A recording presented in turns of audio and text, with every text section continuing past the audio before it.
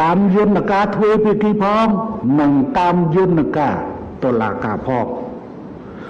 គឺទាំងពីរនេះសុទ្ធតែយុទ្ធវិធីសុទ្ធតែសន្តិវិធីទាំងអស់អញ្ចឹងរឿងបញ្ហាប៉ុន្តែខ្ញុំនិយាយពាក្យប៉ុន្តែហេតុអ្វីបានជាកម្ពុជាលើកតបបញ្ជូនតបមកកាន់ទួលដែររឿងវាចាប់ផ្ដើមពីភាពតានតឹងដែលបង្កឡើងនៅថ្ងៃទី28ខែឧសភាកន្លងទៅនោះហើយជាមូលហេតុដែលកម្ពុជាត្រូវបញ្ជូនកម្លាំង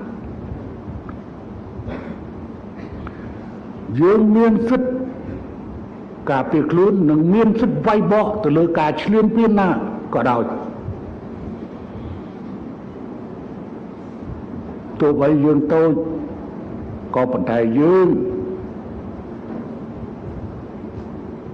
មានសិទ្ធិនឹងការពារខ្លួនមិនមែនមានត្រឹមសិទ្ធិការពារខ្លួននេះមានសិទ្ធិវាយបកស្គាល់ហើយភាសាយោធាមិនមែនចាំឲ្យគេមកដល់ត្រង់សេបានបាញ់ទេដល់ត្រង់សេបាញ់ហើយគឺត្រូវតែបាញ់បន្ថែមហើយអាហ្នឹងវាធម្មតាទេណាយើងមិនមែនមានមហិច្ឆតាវាយដល់ទីក្រុងបាងកកទេអត់ទេ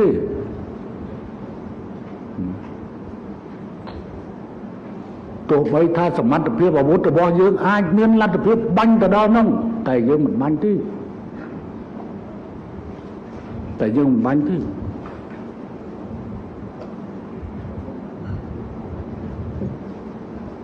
ខ្ញុំមិនអួតអាងពី